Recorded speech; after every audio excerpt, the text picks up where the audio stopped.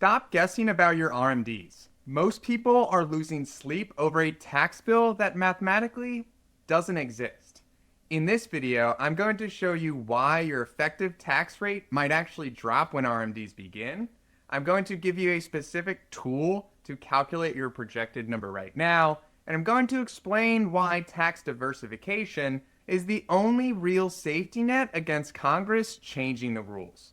So let's jump into the math. Who actually has an RMD problem? The industry loves to sell fear because, well, fear sells products. But I found that for a married couple, RMDs generally don't cause a massive spike in effective tax rates until you cross the $3 million threshold in pre-tax savings. The standard deduction has nearly doubled. It's over $30,000 for a married couple on top of a bonus senior deduction over 65, plus the RMD age was moved to 73 and will hit 75 by 2033. So for the vast majority of you with $500,000 to $2 million, your effective tax rate often will stay flat once RMDs begin. You aren't being forced into poverty. You are just paying a toll on the highway you've been driving on for free for decades.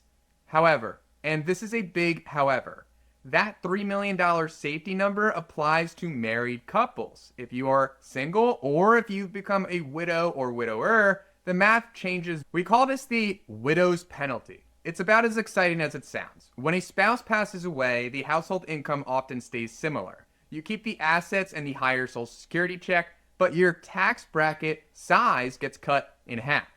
A married couple can have taxable income of over $390,000 before hitting the 32% bracket that is adjusted for inflation each year.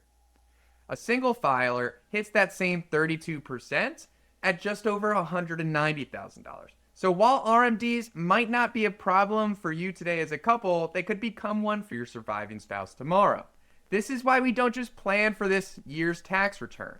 We plan for the survivor's tax return and our long-term tax liability. Assuming you handle the taxes, why does spending this money feel so hard? It's because of the consumption gap.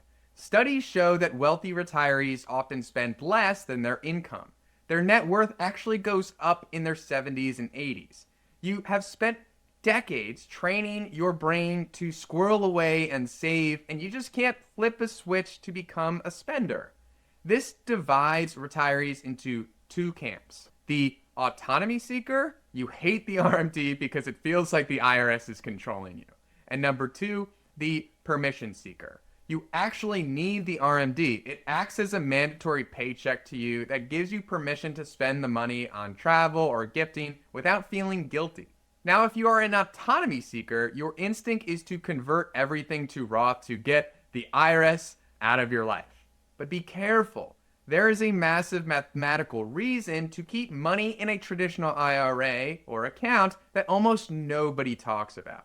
It involves your health, and it turns your IRA into a tax-free piggy bank right when you need it most. I call it the medical expense hedge. The IRS allows you to deduct medical expenses that exceed 7.5% of your adjusted gross income. Late in life, many of us may face higher medical expenses along the way, be it long-term care or things like a continuing care retirement community that prepays much of that long-term care expense. This is an example of facilities that often require large upfront fees, sometimes hundreds of thousands of dollars, but allows you to stay and age in place with continued levels of care along the way so that you don't need to entirely uproot your social safety net. Here is the strategy. In the year you move in, you may choose to withdraw a large lump sum from your traditional IRA to pay that fee. The withdrawal creates a large spike in income, but the medical deduction from the fee wipes out that income. This carries the same way for years in which we have long-term care out-of-pocket expenses. You essentially get the money out of the IRA tax-free to pay for care. If you had aggressively converted everything to Roth in your 60s or 70s, paying 24% in tax, you would have wasted this massive use it or lose it deduction. Having pre-tax money is your insurance policy against high medical costs, of which can be offset largely by a larger deduction. This brings us to the core of the decision. We stop asking, what is my tax bracket, and start asking, what is the effective cost on the next dollar of income?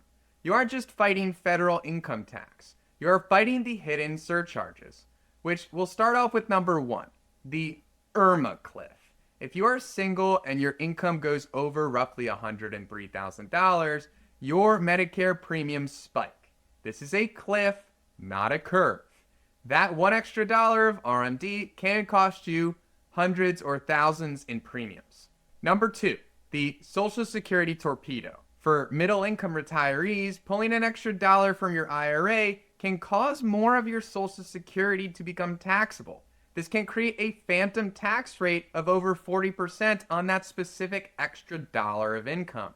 We don't convert to Roth just to pay zero tax. We convert to smooth out our income so we can stay under these cliffs. This is why I hate when folks preach all Roth or all pre-tax. I preach tax diversification. Think about it. You diversify your investments to manage market risk. You must diversify your accounts to manage legislative and tax risk. In a world where Congress raises tax rates in the future, you can opt to pull more from your Roth account. If you have low income years, you can pull more from your IRA. And if you have high medical expenses during the year, you can pull from your IRA and have a lot of that offset by deductions. Having balances in all three buckets allows you to be nimble on a year-by-year basis when you're recreating your paycheck. If you are binary, 100% in one bracket or a large majority in one bracket, you are vulnerable. Finally, let's look at two specific tools to help manage these balances. Tool number one, the QLAC twofer. I don't want to overhype this, but for some of you, a qualified longevity annuity contract is a good tool. You can move up to $200,000 from your IRA into a QLAC. Then it's removed from your RMD calculation instantly. The second tool is the QCD. If you are charitable, stop writing checks from your bank account. A qualified charitable distribution allows you to send money directly from your IRA to the charity. It satisfies your RMD, but it never shows up as taxable income. This is a fantastic way to stay under these income cliffs that we talked about a little earlier and manage our income without having to itemize our deductions for a charitable benefit. So here's the bottom line. Having too much money in your 70s is a good problem, but don't let the fear headlines drive your plan. Use the calculator resource below if you want to see the baseline, then build a diversified tax strategy that shifts your income if we are not already diversified in our accounts as it stands today. That protects you whether you stay married, are single, or get sick and live to 105.